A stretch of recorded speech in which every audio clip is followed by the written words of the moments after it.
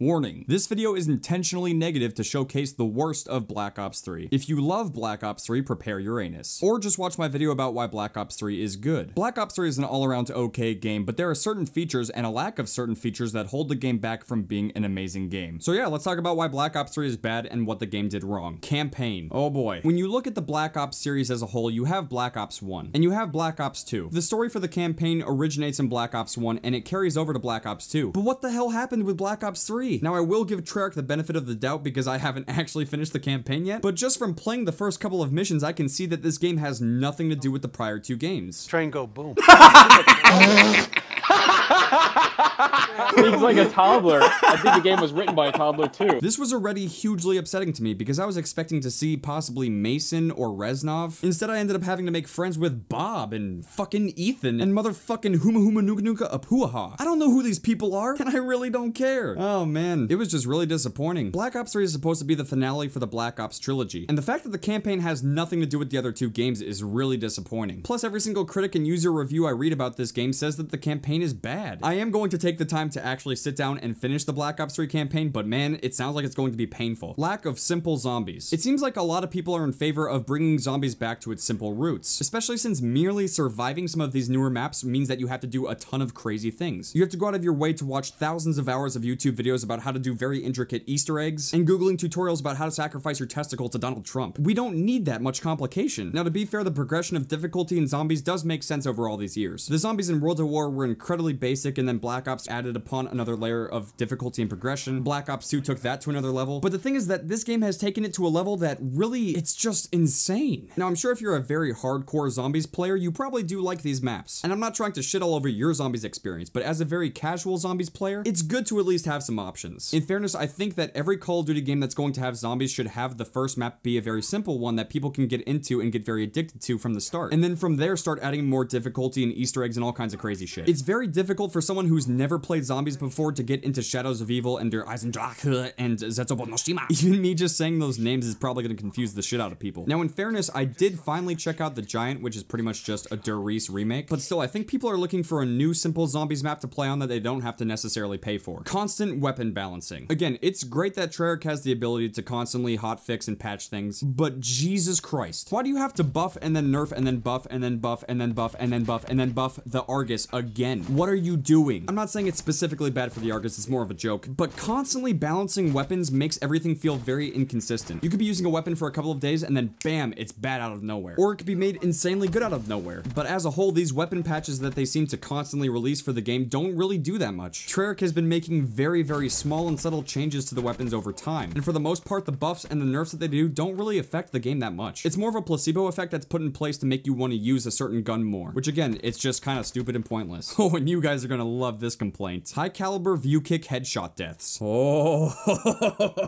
this shit plagues the game, and honestly, it can sometimes make playing Black Ops 3 unbearable. So in older Call of Duty games, stopping power was used to balance out perks. You usually had a choice between stealth or higher weapon damage, and for the most part, people would pick the higher weapon damage with stopping power. Ever since Black Ops 1, Call of Duty hasn't been the same, and that's because Black Ops 1 and every other Call of Duty game after it has removed stopping power. So increased bullet damage is no longer a deciding factor for balance for the perks. From Black Ops 1 to Advanced Warfare, the new deciding factor for perk balance has been player flinch. We mostly recognize this perk as toughness. Treyarch decided to completely do away with this because they called it a crutch perk, and instead you now have a default amount of flinch whenever you get shot. But here's where the real problem lies. On numerous occasions in Black Ops 3, you'll get into a head-on gunfight with another player, and let's say this enemy is holding a Shiva with high caliber, which is capable of getting a one-shot headshot. If you shoot that person first and you think you're going to get the kill, but then their aim flinches up and then they get a free headshot with high caliber, you're screwed. This has been a very serious problem for the game since day one, and they haven't done anything about it. And the thing that's really bad about this is that it happens pretty much every single game. If someone is using any weapon with high caliber as an attachment, you're screwed. The default amount of view kick when you get shot in the game is too much. And because of this, players have adapted over time and they now aim a lot lower than they should. Because they know if they get shot first, their aim is going to flinch up and they'll get an increased damage multiplier. And because of the way damage multipliers work, they don't even necessarily have to be using high caliber to get a benefit from this. Supply drops. I bet you never saw this one coming. Now honestly, I can make fun of the supply drop system in Black Ops 3 all day, but I'm getting kind of tired of beating the dead horse over and over again, so I'll keep this short and simple. Supply drops in Black Ops 3 were not actually bad from the start. Everything was only cosmetic and you couldn't buy them. But the truth is, the only reason the system was like that in the first place is because they wanted to ease you into the fuckery. At first, you could only get cosmetic things and you could not pay for them at all, and then they allowed you to be able to buy them, and then they started putting in reskins of the combat knife, which didn't really do anything, and then they started putting in actual weapons. So hopefully by now, everyone is hyper aware of the fact that we know that supply drops are basically time bombs. We know they're really fucking bad, we just don't know when they're going to go off. But regardless of that, my specific problems with the supply drop system is the fact that these weapons are exclusive to supply drops, the odds of getting them are terrible, and the game heavily implies that you should buy COD points to try to get them. But hey, you can spend your money however you want. Just be aware of the fact that this is a yearly game. You're probably not going to care about anything that you got in Black Ops 3 by the time Infinite Warfare is out, and you can't sell it back because there's no marketplace. Party privacy. In the Black Ops 3 beta, you could have your party set to open, friends only, invite only, and closed. This variety of party privacy was good because you could choose how you wanted to play. If you don't want to be bothered by anyone, you can go on closed. If you don't care who joins you, you can put it on open. If you want your friends to quickly join your game without having to worry about random people joining, you can set it to friends only. And then of course you can set it to invite only if you want to force people to have to be invited to join your game. Unfortunately, for roughly 6 months, Black Ops 3 only had the open and closed options on console. This was a huge step back, especially since all 4 of those options were available in the beta of the game. But thankfully they did add them in recently. Just please don't fuck that up again. PC mods. Now don't get me wrong, I'm all for Black Ops 3 having mods on the PC, but they have taken way too long to get them in people's hands. There's a good chance we'll be able to play the beta for Infinite Warfare before Black Ops 3 PC mods are out. They should have made a much better effort to get mods in the hands of PC players from day one, or as soon as possible, because Black Ops 3 is not going to be very relevant soon. Lack of party games. There's really not much to say. They don't have party games and we need them. We've been asking for them forever, but I don't think it's gonna happen. No forced game chat. Again, it's another amazing feature that makes Call of Duty what it is, but it's not in the game and I don't think it's gonna happen. But if you're not sure what forced game chat is, it's essentially a function in the game that forces people to leave party chat in certain modes. This makes the game a lot more social, it encourages teamwork and communication, and it also prevents boosting in certain modes. But the main reason that Treyarch didn't want to put it back into the game is because apparently trolling happens because of that. Newsflash, Vondi, it happens anyway. And last but not least, my final reason as to why I think Black Ops 3 is bad. Black Ops 3 is not a proper finale to the Black Ops trilogy. Excluding zombies, I'm talking more about the irrelevant ass campaign and multiplayer. Now, I already talked about how Black Ops 3's campaign had pretty much nothing to do with Black Ops 1 or 2's campaigns. So if you think about it, why was this game even named Black Ops 3? Oh, that's right, brand recognition and money. It's honestly kind of a huge letdown if you think about it, because this game has nothing to do with the other two. And look at multiplayer. I mean, for fuck's sake, Black Ops 1 introduced the very iconic crossbow and ballistic knife in multiplayer. And they brought it back in Black Ops 2, but they don't even pay tribute to it in Black Ops 3. But the thing that really sucks is that the addition of specialists and the thrust drums don't pay tribute to the other multiplayers of Black Ops at all. Black Ops 1's multiplayer was amazing because of wager matches and the ballistic knife and the crossbow, and Black Ops 2's multiplayer was amazing because of league play and party games. And even though Black Ops 3 did pay some tribute with certain weapons and certain game modes, and Arena basically becoming the next league play, it really sucks that there's no fun modes to replace wager matches or party games. And this might kind of sound like a weird comparison, but let's look at Modern Warfare 3. It actually did a great job of wrapping up the Modern Warfare trilogy. The Modern Warfare 3 campaign was finalized and brought us closure for the series. And the multiplayer brought back tons of weapons from Modern Warfare 1 and 2. And they still managed to bring in new weapons. And at the time, Infinity Ward filled the community playlist with a ton of fun new game modes. All I'm trying to say here is that if you play Modern Warfare 1, 2, and 3 in chronological order, the whole series will make sense. And I just can't say the same for the Black Ops series. And that's because Black Ops 3 just doesn't fit. At this point, calling it Advanced Warfare 2 would make more sense because of the ridiculous supply drops and thrust jumps. I just hope that Advanced Warfare 3 can improve upon both of the last few sci-fi FPS casino simulators that we've been getting. So yeah, that's why I think Black Ops 3 is bad. Why do you think it's bad? Let me know your thoughts, feelings, and opinions about Black Ops 3 by leaving a comment. I wanted to make a video about why Black Ops 3 is bad to create a reference point for what went wrong with Call of Duty this year. If we don't do stuff like this, the past tends to get a little murky. If you're still curious, I don't really have plans to make this into a series, although I had to make this second video to balance out the other one. But again, if you would like to see me do more videos like this, then make sure to drop a like. But yeah, thank you very much for watching, and I'll see you guys later. I don't need to die, bitch, I'm still a high roller.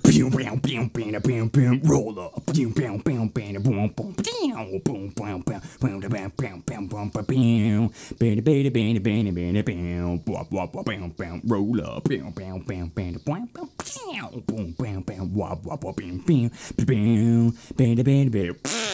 I probably should have mentioned at some point that these are all just my opinions, and I'm totally okay with you disagreeing with them. But I think for the most part I had some pretty solid points, and I'm really curious to read some of the critical points that you guys will bring up as well.